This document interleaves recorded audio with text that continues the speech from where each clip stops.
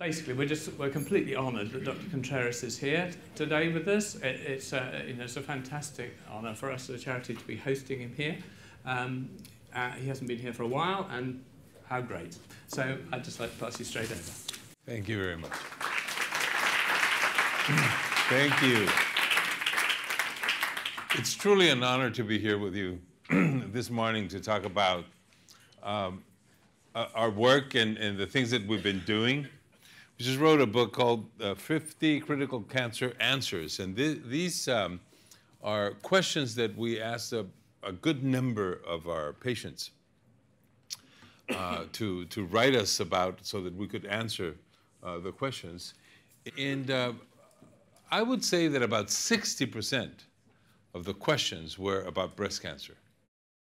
So today I want to talk to you about the facts about breast cancer.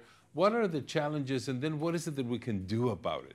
Because there's a lot of things that can be done, that women themselves can do, not rely upon the medical community, that could probably be a lot more effective if you would understand them. So I hope to bring you inspiring information, not just information. I want to bring information that will inspire you to do something about it on a personal basis, and also to your family, friends, and to your community. So it's the most common cancer in women in the Western world. It's a major public health problem. In Europe, about 500,000 women are diagnosed with cancer of the breast. In the US, every year. In the US, about 230,000. 1.6, almost 1.7 million women are diagnosed every year in the world. It is an epidemic. In Britain, the latest information that I got was from 2011, but from 1975 to date, the rate of incidence is growing significantly. In the last few decades, the number of new cases has increased by 30%. So now, right now in Britain, it's 155 women per 100,000 women will develop cancer per year. And as I mentioned to you, the increase has been very massive in the last 30, 40 years. And just in the last 10 years, it continues to increase significantly in comparison to other malignancies. So in Britain, a woman has a lifetime risk of 1 in 8, about 12.6%, that will develop cancer of the breast. This year, about 50,000 new cases of invasive breast carcinoma were diagnosed, about 130 women per day, plus 5,765 in situ carcinomas, which is very high, and about 12,000 women die every year of breast cancer in Britain. And because the numbers are so massive, there's been a movement towards awareness. And a lot of times I think of awareness of, well, you don't have stray dogs here. But in Mexico, we have a lot of stray dogs. And stray dogs love to chase wheels, car wheels. When they finally catch the wheel, the car stops, then they don't know what to do with the wheel. They just urinate it or something. So there's so much information, and I think that the medical community is like the dog, you know. Okay, so we know, we're aware, and then we don't do anything really useful about it. Because really, awareness on breast cancer is all about mammograms. And the medical community believes that with mammography, we're going to solve the problem of cancer. That if only women would do 2 mammographies a year, the cancer problem of the breast would go away. And so really the awareness is just pushing women to do mammography. Why? Because in the 80s, they sold us on the idea, women and the medical community, that it saved lives. So in the 80s, it was estimated that the mortality would be reduced by 25%. That is massive. Of course, now we know that it didn't happen. So the whole premise was that if you find early cancers, in 98% of the cases would survive 5 years, but only, this is America, 23% 5-year survival rate. Here in England, it's only 13% 5-year survival rate if you find the cancer at a late stage. So early, finding cancers early is very important, but it's not the solution. And mammography has not brought it about. So I will talk a little bit about this because I tell you, when you think about breast cancer, you think about mammography. It just directly goes to that. And I love this, you know, freshly squeezed. Women know if you've had a mammography what that means. It's no fun. So because of mammography, the amount of breast cancers diagnosed in America has increased 100%. So not too long ago, in the 90s, late 90s, early 2000s, in America, the incidence of breast cancer was 115 per 100,000 population. Here in England, 155. So it's higher. But because of mammography, now it jumped to 234 per 100,000 population. And you say, wow, we're saving a lot of women. Correct? Because we're finding a lot more early cases. So in 2000, 180,000 new cases per year were found, plus 25,000 in situ. And I will talk a little bit about this later on. Now, in last year, 232,000 new cases were found and 65,000 in situ. So the technology has improved so much that this number almost tripled. And again, one would say that's good for women. It has not been good for women, but I will let you know why. So in 2013, about 40,000 women died from cancer of the breast, and that the absolute death rate has stayed stable in spite of the fact that we are finding tumors earlier. Let me put this in perspective, because a lot of times we use statistics to fool ourselves and to fool you. So Americans say that there's good lies, bad lies, and statistics. So in order for you to evaluate the efficacy of anything that you're doing to patients, the ultimate measurement is absolute death rate. Because determining absolute death rate is so complicated, we usually find what it's called surrogate endpoints. So let's say that I want to register a drug in the, what is it called here, NSH? Through the NHS, through the NHS, and they're gonna require that I prove to them that it's safe and effective. So I want to register something that's good to lower cholesterol, and this has been done a long time. I mean, for a long time. Okay, in order for me to say that it's effective, well, the number of the cholesterol comes down, correct? But that doesn't mean that it's effective. It means that it lowers cholesterol. Effective would be that you follow the patients for 20, 30 years, and then actually find out if less people die. That's the absolute death rate.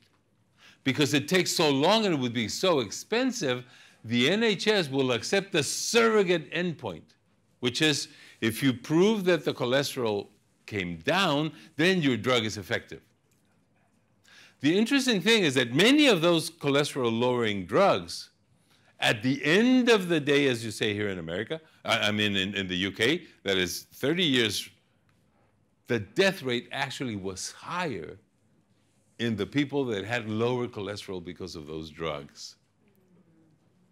So absolute death rate is what nobody wants to really do, because it's expensive and because it really shows whether you're effective or not. And so what I'm telling you is that All of these things that we've been doing to prevent and reduce the mortality has not worked.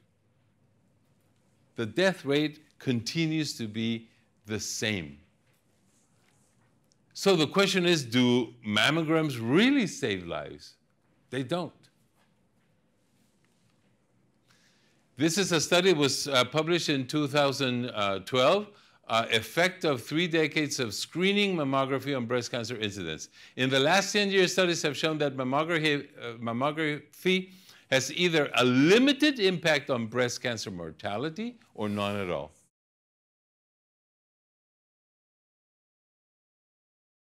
In his book, Dr. Gilbert, Making People Sick with the Pursuit of Health, mammography screening most likely causes more health problems than it solves.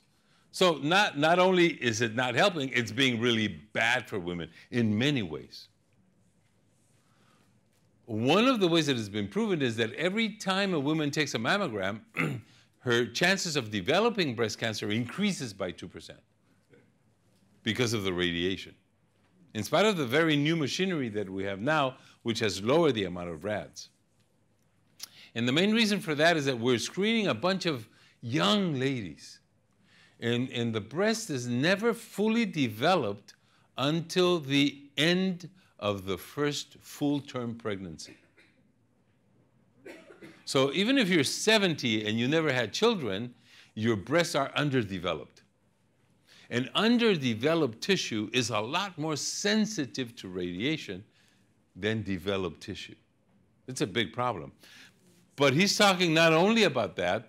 The other thing is that they did an overview of the last 3 decades of mammography, and they came to the conclusion that in those 3 decades, 1.3 million women were overdiagnosed. So you go, you have a mammography, and they catch a tumor that it's going to be no problem for you, that it's not malignant. And so because you are overdiagnosed, then you are overtreated for a mass there that was never going to cause any trouble for you. And so you had surgery, radiation, hormone therapy, and chemotherapy for the famous in situ carcinomas. It's a misnomer, because in situ carcinoma is not really cancer from the definition point of view, because it's not invasive. So a bunch of women are being overdiagnosed and overtreated, or treated for something that they didn't need to be treated for. And those are the ones that we're saving, quote unquote. So because of that information, the United States Preventive Task Force recommended that no mammogram should be prescribed for women under 40. Their breasts are just too dense and you can't see a thing, and what you can see is not really a problem. Or to women over 40 that are taking hormone replacement therapy. That is virtually all women that shouldn't have a mammogram every year. Now, I'm talking about screening mammography. Diagnostic mammography is very good. What is that? What's the difference? Is that when I detect something that is wrong, then I will send that patient to have a mammography. Not have a mammography 2 times a year just because it's in, because it's the thing to do, because you dressed in pink. So why do we continue doing mammograms if all of this information is out there? The last review was of, I think, 23 different papers that all show that mammography will not save lives. Well, the first thing is that we're stubborn. Doctors are stubborn, and it's very difficult for us to change.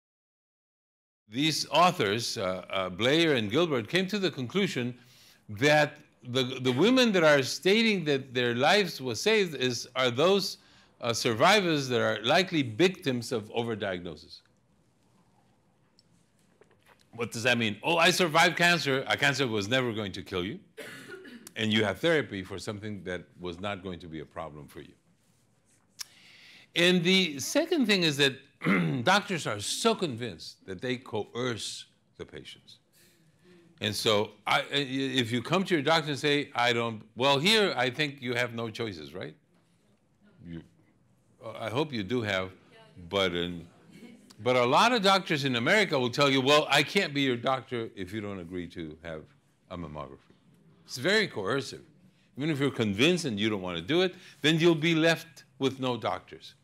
And so they follow the philosophy of a Italian philosopher that some years ago he said, you can get much farther with a kind word and a gun than you can get with a kind word alone.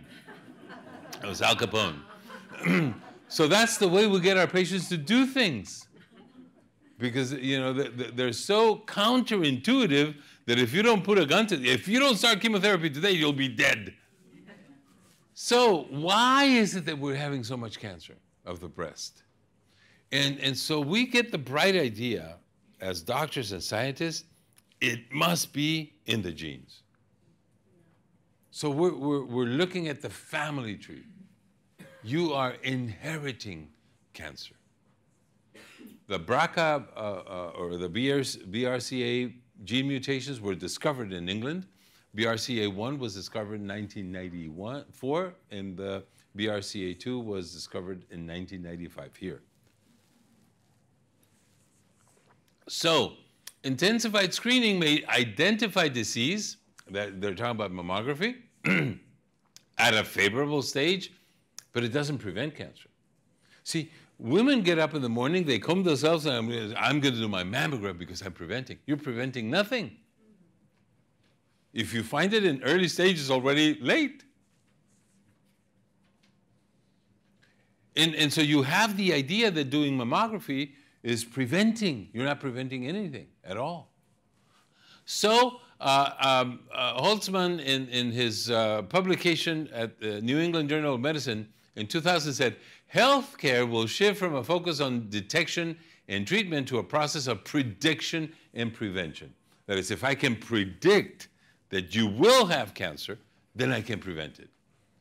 And how can I do that? By looking at your genes.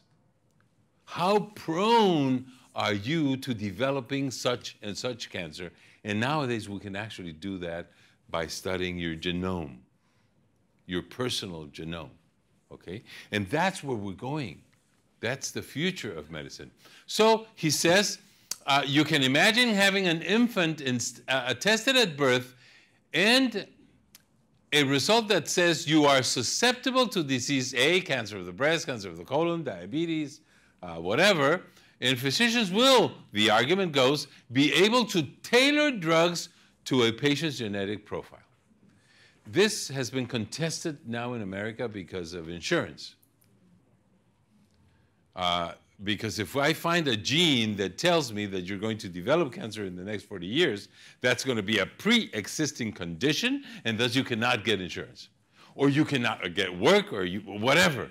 It's going to be crazy. And again, if your child is born with those things and you can't do anything about it, or what you can do is terrible, why would that information be of any value to you except just to stress you?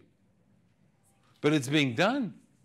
So, and the worst is being done on women with breast cancer. So, gene mutations regulate cancer growth and development. So we know now for a fact that certain gene mutations in breast tumors are absolutely necessary for the tumor to grow and develop. So you can go against those genes. That is what's called targeted therapy. And I'll talk a little bit about that. So a gene may overexpress the production of certain proteins. For instance, normally we have to produce proteins that increase the number of vessels that our body normally produces. If you have a cut or you have surgery, it has to be rebuilt. But cancers need a tremendous amount of vessels in order to survive. So they overexpress this gene. The EGFR is called.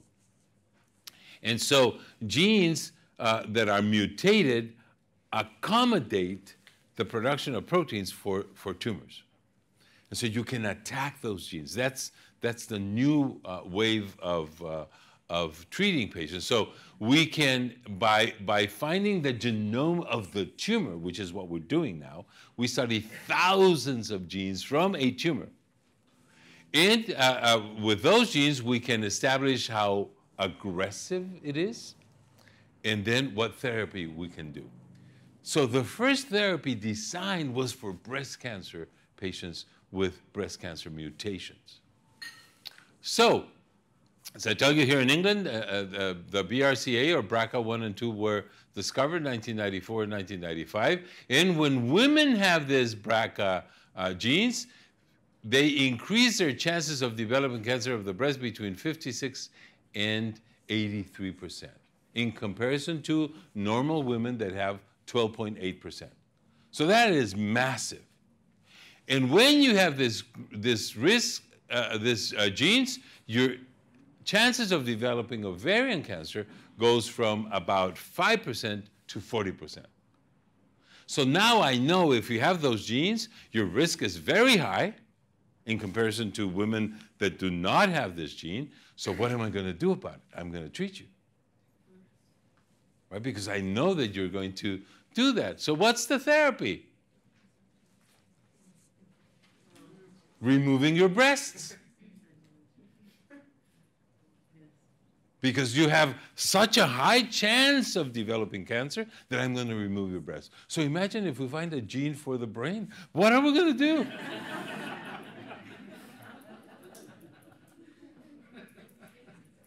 So she bought the Kool-Aid, as they say in America, and had her breast removed. That's a travesty, at least for men. And now she's going to have her ovaries removed. Right? Because the evidence is so compelling. And it's based on a study that was published in 1999, prophylactic bilateral mastectomy. And it came and said that it was 90% effective against statistics. And it's true what they said. But look at how the numbers came. This was a study on 641 girls. They said young women. They were all girls between 19 and 23 that had the gene. All were mastectomized. 641. They expected, by models, statistical models, they expected 20 deaths in that group. And only 2 died. 90% effective. 18 lives saved. But if you look at what the absolute terms are statistically, it's horrible. So 1 woman in 25 benefited, right, of the 641. That means that 621 paid an unreasonable price. No breasts.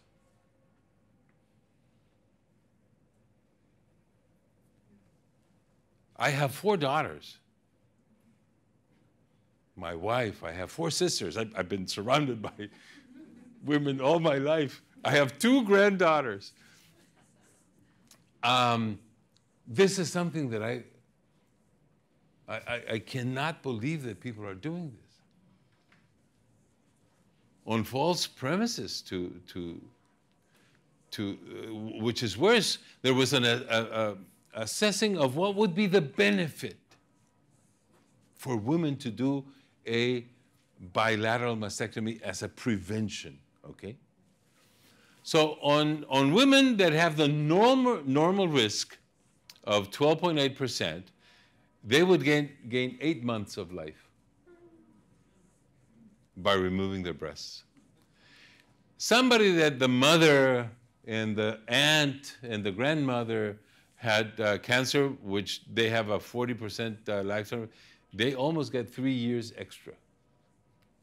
And BRCA, BRCA2, they get 5 years.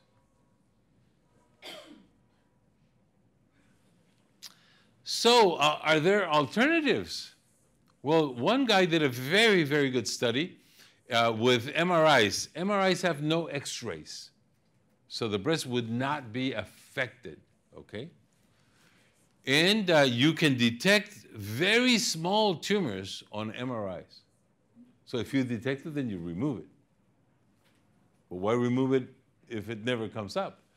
You know, around 20% to 35% of women with the BRCA genes will never develop cancer. So if you follow it, you can find it at an early stage and remove it.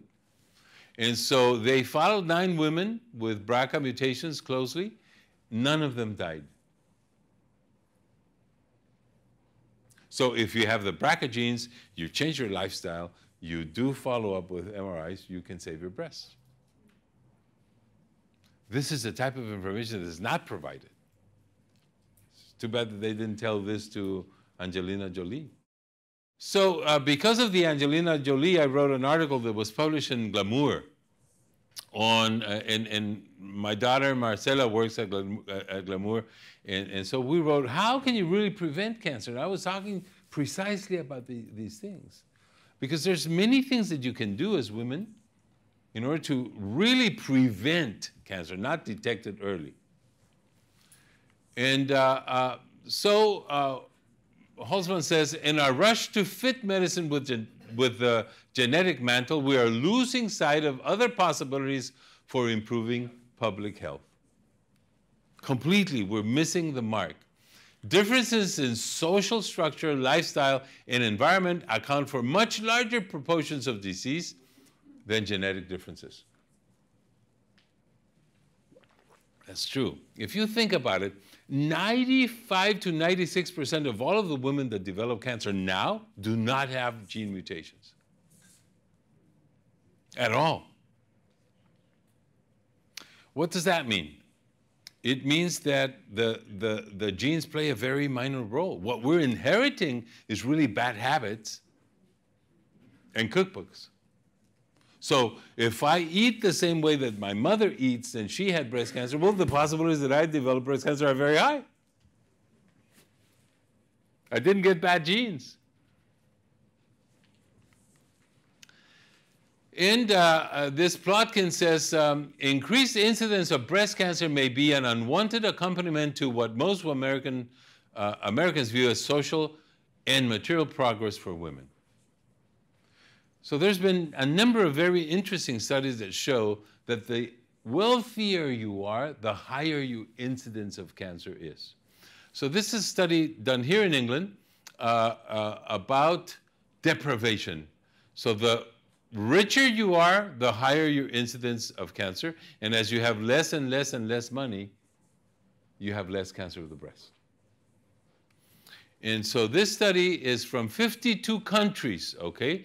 And they were able to prove that the wealthier nations, the higher the incidence of breast cancer. Regardless of geographic location and screening technology. It doesn't help you at all. It's just the fact that you have money to kill yourselves. So a 1% higher gross domestic product per capita increases breast cancer incidence by more than 35%. This is a much bigger factor than anything else. So look at this. In China, it's 1 case per 100,000 population. In the UK, 155. In America, 232. It's a lot more related to your lifestyle than to genes.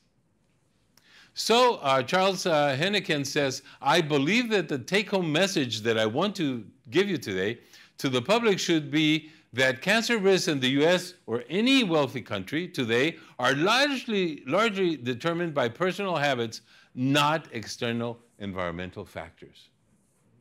Which, this is not completely true. I think the environmental factors contribute, but the fact remains is that it's basically what you do with your money that determines whether you will develop cancer or not.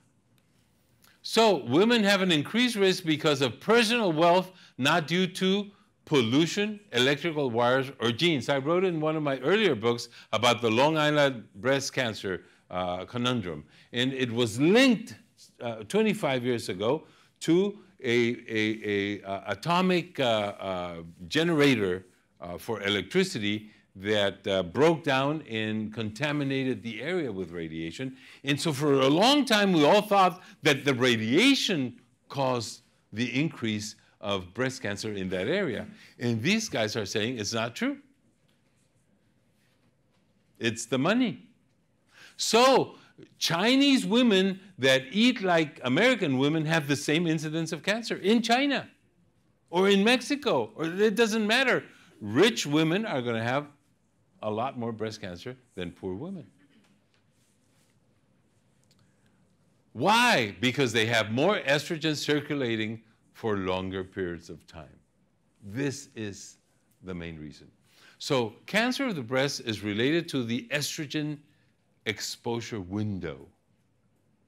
You were designed as women to be exposed to estrogen from menarche, the first menstruation, to menopause, the last menstruation. And then to have breaks. How do you have a break from exposure to estrogen? Babies.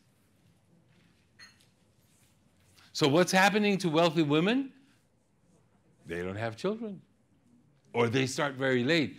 Cancer of the breast is related to the most prolonged consecutive amount of menstrual periods that you have. That's why the first name for breast cancer, I don't know if you knew this, was the nun's disease. It was discovered, 3 centuries ago that nuns had a very high incidence of breast cancer because they have no breaks. Secondly, they have fewer children. So they only get one break, and they start at 40 usually. And they have money to kill themselves with hormone replacement therapy. So you never get menopause. So normally in very poor countries like ours, where the diet is more natural, women start their first period at between 15 and 16 years of age. In your country here or in America, if your girl is not menstruating by 9 or 10, you take her to the doctor. There must be something wrong because everybody else is menstruating.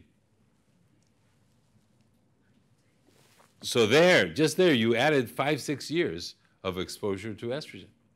And then where you're getting to menopause, you don't allow it to happen because you start taking hormones. So the window from here, it went to this. No breaks, no pregnancies, no breastfeeding. So if you have menarche, first menstruation before 15, your incidence of cancer lessens by almost 17%. But if your first menstruation is before 14, it increases your chances of developing cancer by 23%. If your first baby is born after 40, it increases your chances by 40%. If you have no children, it increases it by 50-some%. Late menopause or use of HRT, it increases it, and they all sum up, okay? It increases your chances by 40%.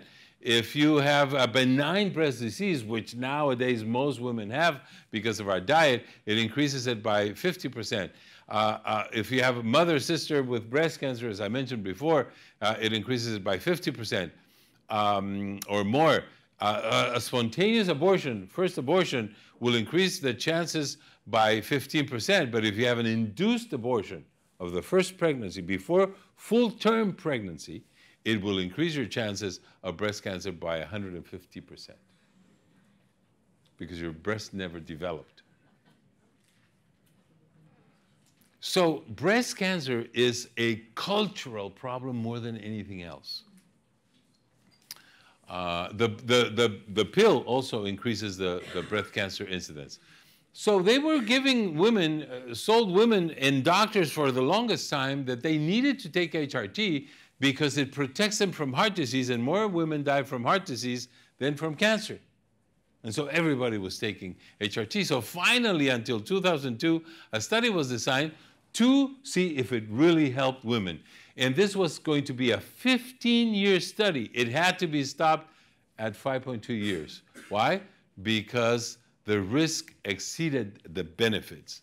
So we were giving women hormone replacement therapy to protect them from the heart. It increased heart attacks by 29%, stroke by 41%, deep venous thrombosis by 213%, and breast cancer increased by 26%. And they had to stop it. And what were the benefits? Well, it decreased colon cancer by 6%, endometrium cancer by 8%, and hip fracture by 6%. The benefits were exceeded tremendously by the risks, and they stopped the study. HRT, or hormone replacement, should not be initiated or continued for primary prevention of cardiovascular disease. They stopped it. Because of this, intelligent women around the world started not using hormone therapy. So after 2002, the publication, between 2002 and 2007, hormone replacement therapy fell by 50% in England, from 2 million to 1 million women that are using it. In the USA by 78%, and 20,000 fewer cases of breast cancer were diagnosed between 2006, after 2002. That's what takes to fill up this HO2 or O2 stadium here in London, 20,000. That's a lot of people. Now that has an impact. Not screening. So instead of making women aware of the things that are not going to help, we should be aware of something else. So 23 studies showed that HRT increases the incidence of breast cancer significantly. That's very well known. Not only does it increase the breast cancer incidence, it makes it a lot more aggressive, 78% more aggressive. So when we find a tumor is already more advanced. And not only that, it increases the mortality by 50%. So women that develop cancer of the breast die at a 50% higher rate than women that never took drugs and developed cancer of the breast. So, and the worst thing is that it also increases dying from other things, like heart disease and thrombosis and stroke. But women that took HRT and have cancer of the lung, they have a 70% higher death rate than the ones that didn't take it. This is a bad deal all around. And the problem is that you're not only taking hormones by doctors that are prescribing it to you. You're consuming hormones in a bunch of ways. Drinking milk. Half of the production of estrogen by the pharmaceutical industry is consumed by the livestock industry. Because cows that are injected with estrogen produce about 40 times more milk than the ones that are not injected. And that estrogen is in the milk or in the meat that you consume. And then the worst thing is pesticides. Our body cannot detect the difference between a pesticide and estrogen. The formulas are so close that our bodies respond to it as estrogen. And 94% of the foods we consume are loaded with estrogen. So our lifestyle plays a much bigger role in developing cancer than anything else. So if we are overweight, our chances of developing cancer is much higher, especially cancer of the breast, because fatty tissue produces estrogen. And we're overweight because now the possibilities for us to eat are so enormous. In a regular supermarket in the 80s, you could buy about 1,500 items. Now it's between 40,000 and 60,000 items that you can buy. And Americans eat out once a day, and not to fancy restaurants, but to fast food restaurants, which are all loaded with fat. So how big is the relationship between fat intake and cancer of the breast. This was a study, the China study. And so in the UK, 115, 150 cases per 100,000. All of these countries that consume about 120 grams a day have very high incidences. Women in Germany, Austria, Norway, they consume a lot less fat. They have less incidence. In Spain and Greece and Romania, less fat, less incidence. And in poor countries like Mexico, China, El Salvador, or rich countries that choose not to eat fat, they have the lowest incidence of breast cancer. It's directly related to how much animal fat we consume. So studies have shown, this is a revision of 200 studies, that people who consume large amounts of food, of vegetables and fruits, 5 portions a day, have half the incidence of cancer.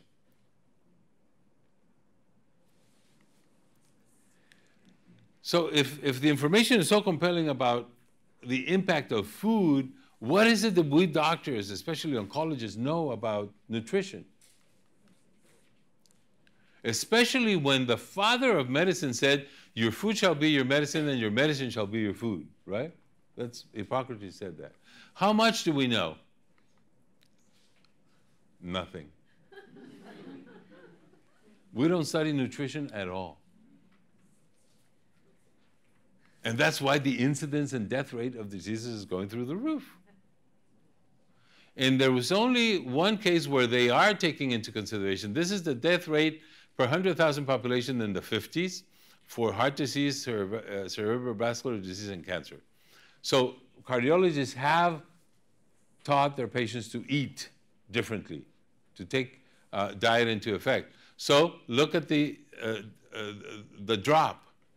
So 61% in heart disease, 71% drop in cerebrovascular diseases. In cancer, 2%. Why? Because if you go to your oncologist and you ask him, what is it that I should eat? Whatever you want. And they're telling you that because of ignorance. But the patient receives that, I'm dead. He just wants me to go and have fun because I'm dead. It's a very bad combination. This study from Bernstein said 60% lower incidence for women who exercise 3.8 hours per week, strenuous exercise, more compared to sedentary women. That is, you can reduce your risk of breast cancer by exercising 4 hours a week. A week, not a day. 60%.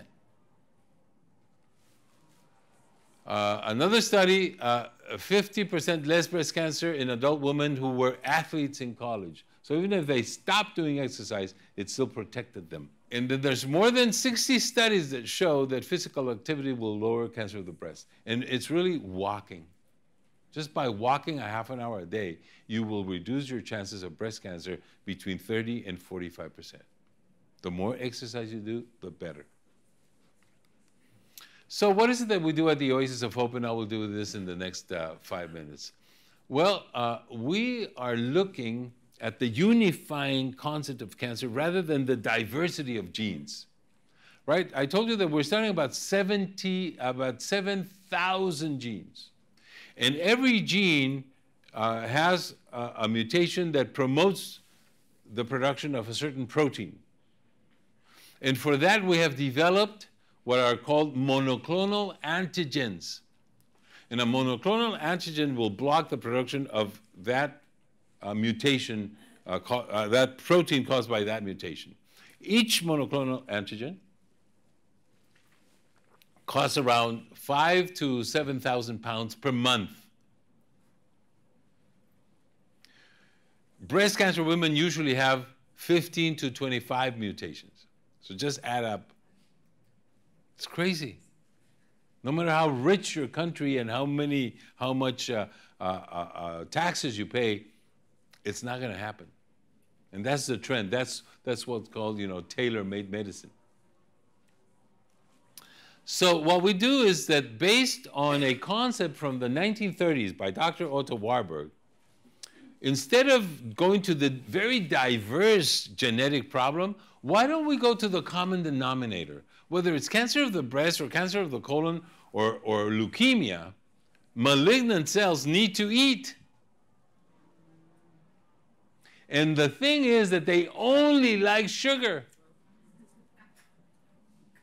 They hate fat, they hate protein, they love sugar. Whether it's cancer of the breast, I said, colon, or whatever. So instead of the diversity, why don't we go to the metabolic differences between cancer cells and benign cells? And those are very few. The PET scan was developed on that concept.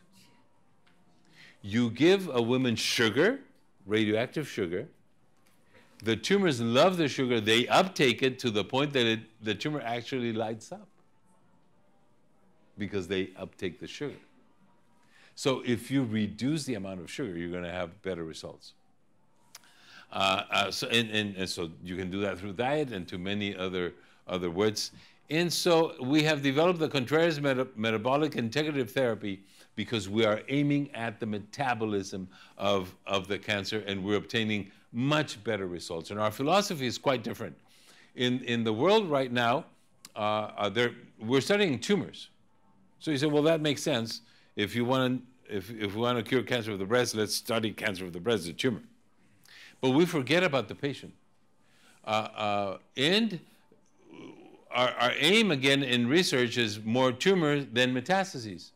So we study everything and we develop things for the tumor, but less than 2% of women die because of the primary tumor of the breast.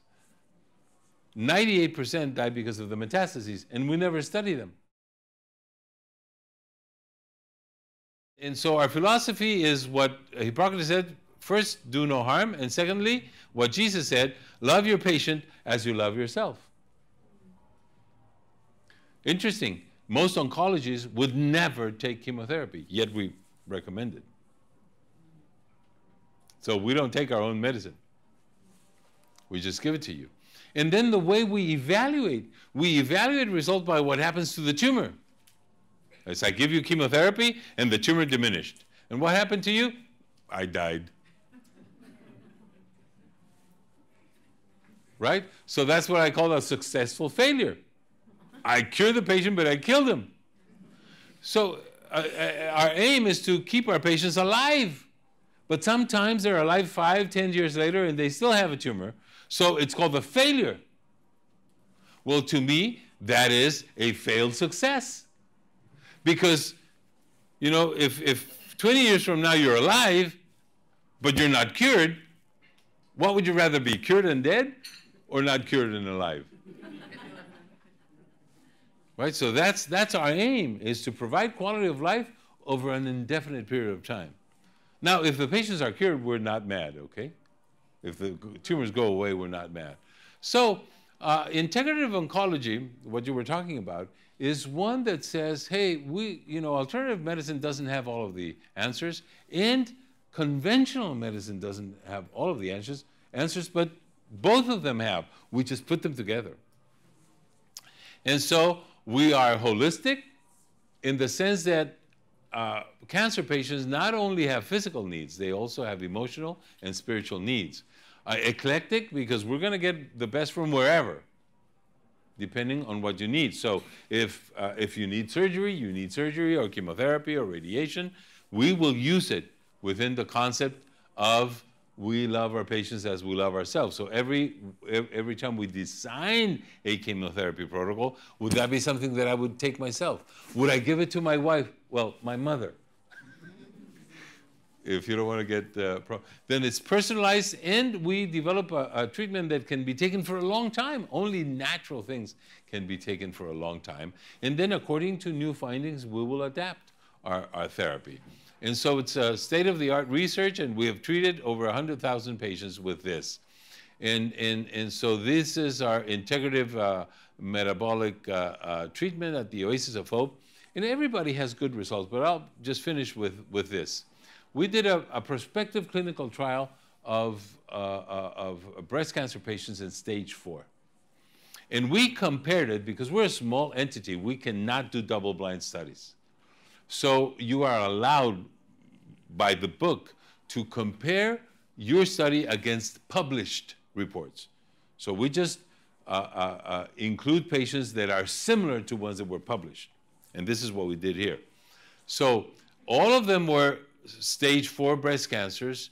And this is published by the SEER, the Surveillance, Epidemiology, and End Results from the National Cancer Institute in America. So those are publications from them. So with conventional treatment, women with stage 4 cancer, 65% of them will survive 1 year. At the second year, 44 only are alive, 32, 25, and 20% at 5 years. This is normally what happens with conventional therapy. In our breast cancer patients, 93% versus 65 were alive after 1 year, 73 versus 44, and so on and so forth. So at the end, more than twice of our patients were alive. Now, when the women came virgin to treatment to us in stage 4, but no treatment, look at this, 100% versus 65, 90 versus 44. At the end of the 5 years, 3 times more women were alive with our protocol, taking into account the metabolic function of the tumor rather than the genetic. It makes a world of difference in how you approach a disease. And so I hope that this information today will inspire you, as I said at the beginning, in a personal way to make personal changes, to reduce your risk, and that you will inspire your daughters, your nieces, your friends to make the necessary lifestyle changes for you to reduce your incidence and risk of breast cancer. Thank you very much.